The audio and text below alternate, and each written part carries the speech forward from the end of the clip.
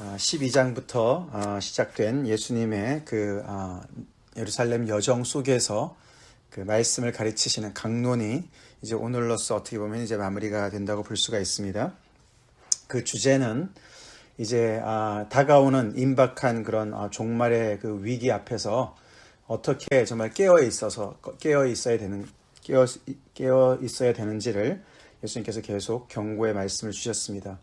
박해도 오고 그리고 많은 정말 사람들이 결국에는 이제 하나님께서 정말 심판을 이제 곧 이렇게 다가오는 심판이 오는데 그것을 어떻게 정말 대처해야 될지 어떻게 준비해야 될지 그런 말씀들을 특별히 어제 말씀 이제 보시면은 정말 이제 예수님께서 이 땅에 불을 던지러 왔다, 분쟁을 일으키러 왔다.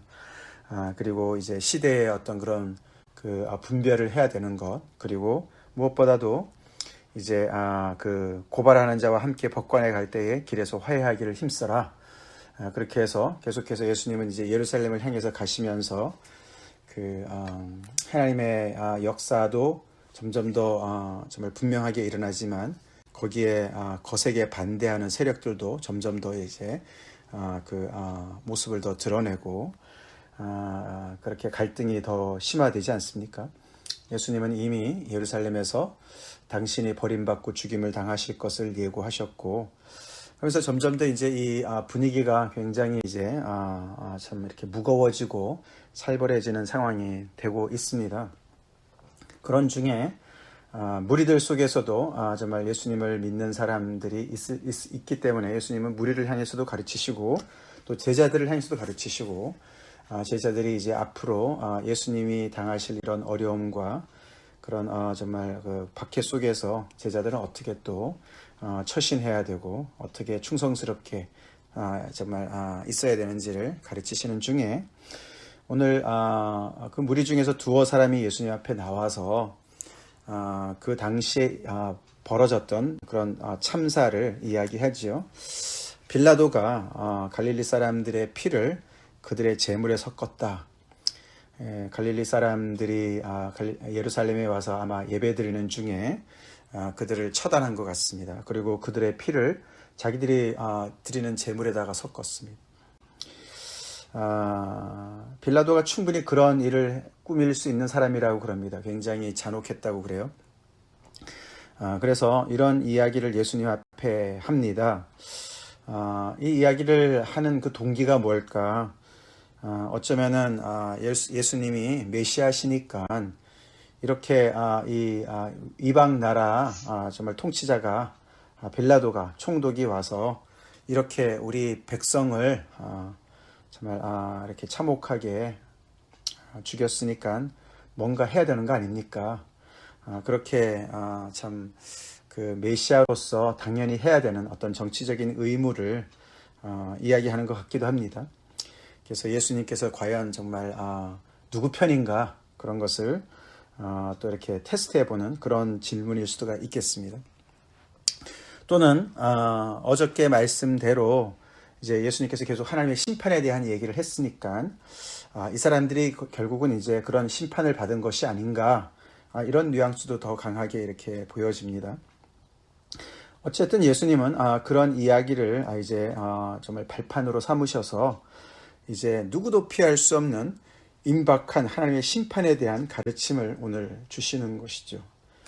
근데 이 말씀을 가만히 보면은 예수님의 관점은 굉장히 다르시죠. 오늘 우리가 이것을 잘 묵상해야 되겠습니다. 일단 이제 이렇게 이야기하는 사람들 그리고 그런 이야기를 들었을 때 우리의 일반적인 반응은 무엇입니까? 우리는 공분을 하지요. 너무나 정말 열불을 낼 수밖에 없는 상황이고 뭔가 우리가 해야 되는 것이 아닌가. 이런 불의에 앞서서 우리가 대항해서 분연히 일어나서 뭔가 정말 우리가 행동을 해야 되는 것이 아닌가. 그런 생각을 우리가 하게 됩니다. 또 동시에 이거는 과연 누구 때문에 이런 일이 벌어졌는가 그런 생각을 하게 돼요. 그래서 책임을 우리는 묻게 됩니다. 빌라도가 문제구나. 그래서 정말 싸워야 되겠다. 로마 정부와 싸워야 되겠다. 이런 생각도 하게 됩니다. 또는 혹시 그런 참사를 당한 사람들이 뭔가 특별히 더 죄를 져서 하나님 앞에 심판을 받은 것이 아닌가 그런 생각도 하게 되지요.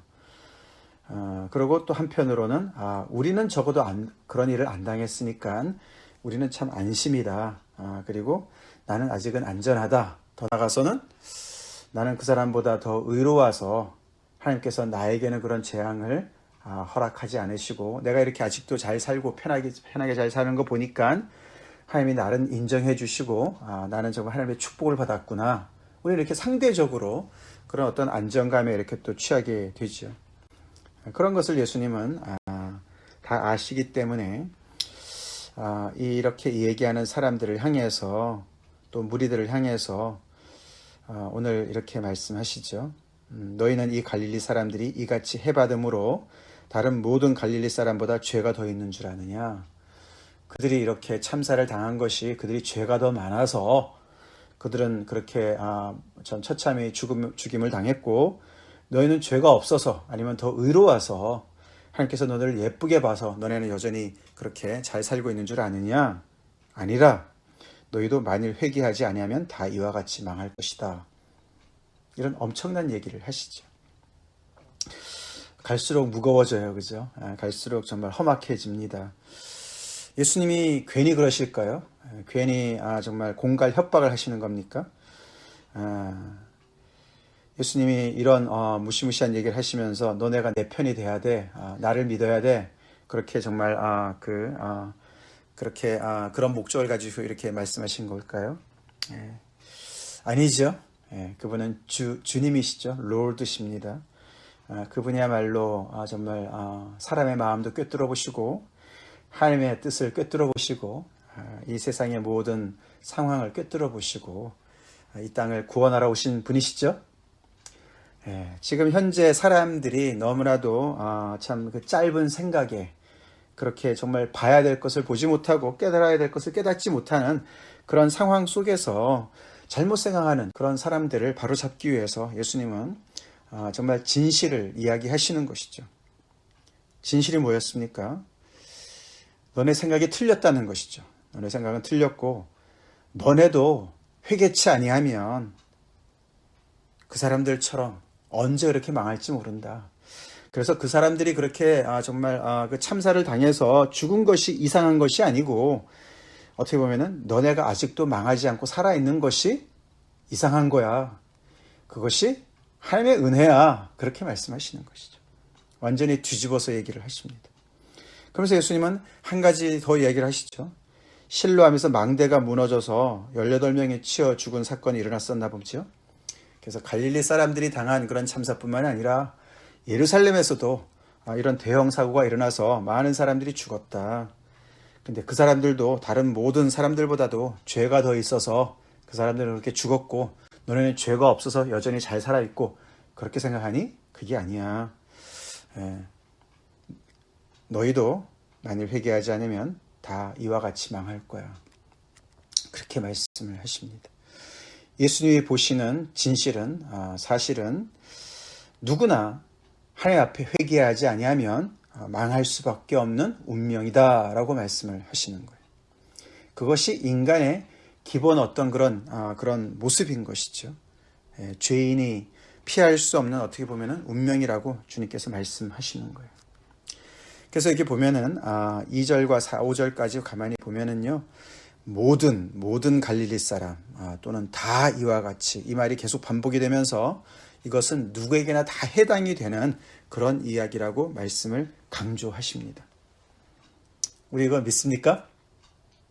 우리 믿죠? 네, 그래서 우리 아니란 생각을 버려야 됩니다. 아니란 생각을 버려야 돼요. 요행을 버려야 됩니다. 그래서 요즘에도 우리가 보면은 참 이렇게 대형 사고, 정말 불의의 사고를 당해서 아니면 억울한 일을 당해서 졸지 이렇게 망하는 죽는 많은 사람들을 보는데 그런 사람들을 우리가 볼 때에 그 사람들은 뭐 대단히 하나님 앞에 뭔가 잘못해서 벌을 받는 것이고 나는 하나님 앞에 벌을 안 받는 거 보니까 나는 잘 살고 있네. 이런 아니란 생각을 우리가 하게 되는데 정신 차려야 된다는 것이죠. 그렇지 않다는 것이죠. 회개치 아니하면 다 망한다. 이것은 영적인 진리입니다. 모두에게 다 해당되는 진리입니다. 그러면서 예수님께서 비유로 그 말씀을 더 강화시키십니다. 한 사람이 포도원에 무화과나무를 심었다. 근데 3년 동안 그 열매를 구했는데 얻지 못하셔서 그 주인이 찍어버리라고, 열매를 구하지 못했기 때문에 찍어버리라, 어떻게 땅만 버리겠느냐 그랬습니다. 근데 거기에 일하는 어떤 사람이 주인한테 간곡하게 청원을 했습니다.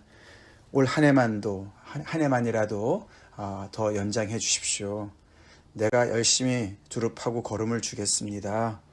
그래서 내년에 열매를 맺으면 좋겠는데 안 그러면 그때 찍어버리십시오. 그렇게 하셨다. 그렇게 했다. 그런 비유를 얘기하죠. 결국 예수님께서 하나님 아버지 앞에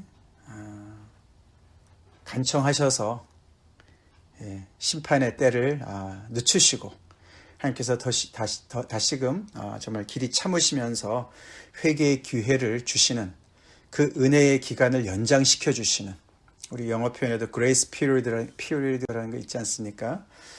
마감이 되는데 그때까지 마치지 못하는 거예요. 그래서 연장해 주는 그 기간이 있지 않습니까? 그래서 벌금을 못 면하게 해주는 grace period가 있는데 마치 그런 것 같아요. 그래서 1년을 연장받은 거죠. 너네 지금 상태가 그런 상태다 라고 말씀하시는 거예요.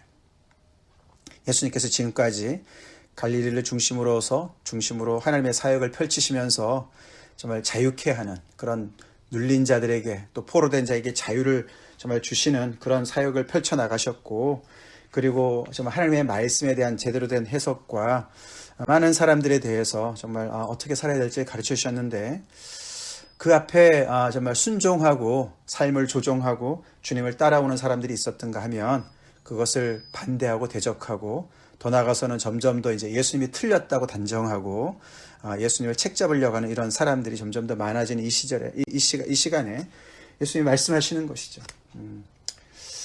너네 다른 사람 걱정할 거 없고 너네가 회개해야 된다. 너 자신이 회개해야 된다. 시간이 얼마 없다.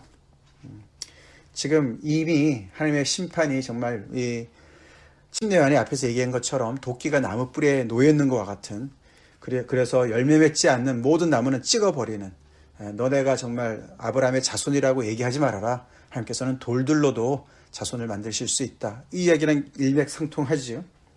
그래서 우리가 어제도 봤지만 예수님의 말씀은 정말 그런 가난한 자에게 복음을 전파하시는 은혜의 그런 메시지과 동시에 회개하지 않으면 망한다는 그런 하나님의 심판, 엄중한 심판에 대해서도 이렇게 분명하게 말씀을 하고 계시는 것이죠. 그래서 지금은 연장된 은혜 속에서 회개해야 될 때다. 지금 회개하지 아니하면, 지금 하나님의 이 역사에 동참하지 않으면, 정말 내가 이 펼치는 이 모든 사역 속에서 너네가 아멘으로 겸손히 화답하고 회개하고 돌이키지 아니하면, 그래서 회개하고 돌이킨 그 증거로서 삶의 열매를 맺지 아니하면 너희는 하나님의 심판을 면할 수가 없을 거다. 그렇게 아주 강력하게 말씀을 하십니다. 이 사람들이 이런 이야기를 어떻게 들었을까요? 글쎄 몇 명이나 제대로 듣고 돌아왔을까요? 우리는 오늘 이 말씀을 어떻게 또 듣고 있습니까? 우리는 정말 회개치 않으면 망하게 되는 것을 정말 믿고 있습니까? 내 자신도 그렇고 다른 사람들도 그렇고 참 너무 비참하죠, 그죠? 비참한 그런 현실입니다. 이것이 예수님께서 가르치신 진리입니다. 우리는 이것을 꼭 믿어야 되겠습니다. 여기에 열애가 없는 것이죠. 마치 우리가 자연에도 법칙이 있지 않습니까? 자연에도 법칙이 있어요. 그죠?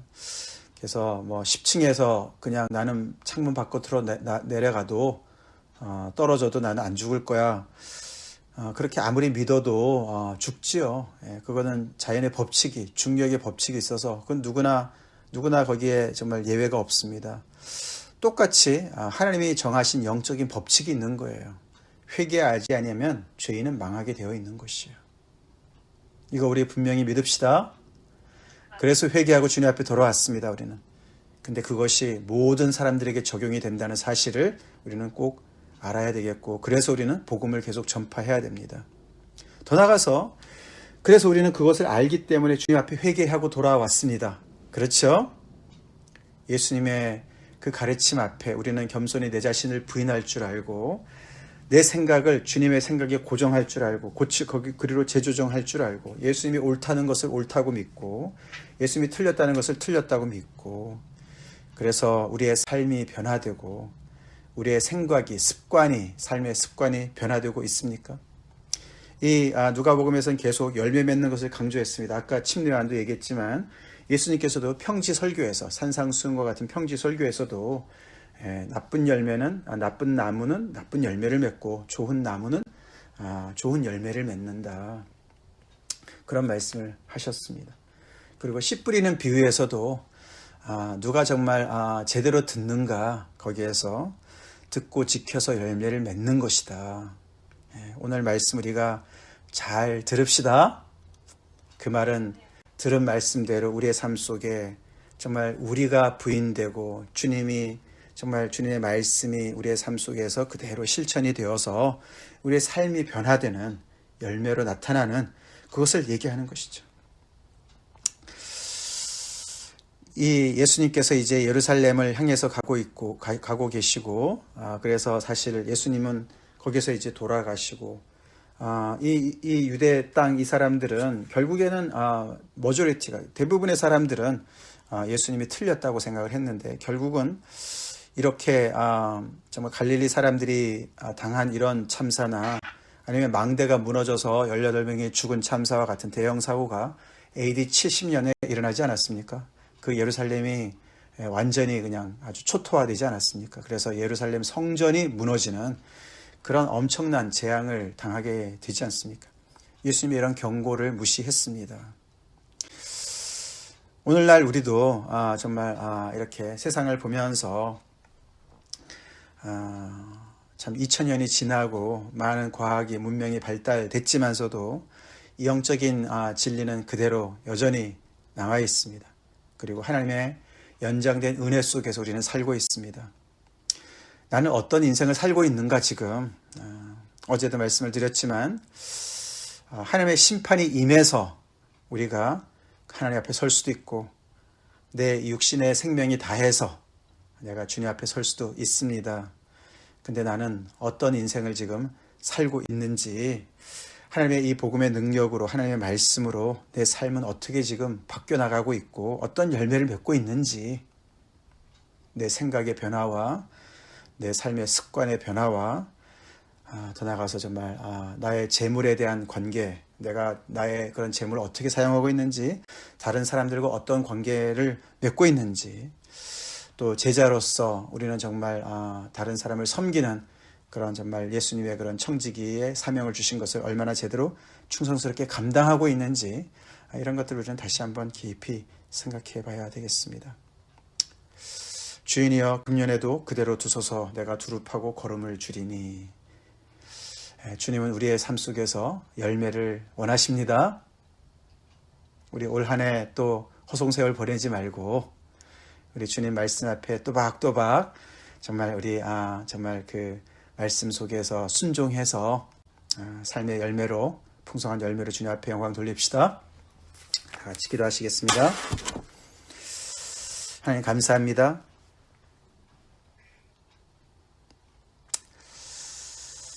우리의 안일한 생각을 다시 흔들어 주시고, 참 하나님 앞에 두렵고 떨림으로 우리 자신을 돌아보게 하시는 애 감사합니다.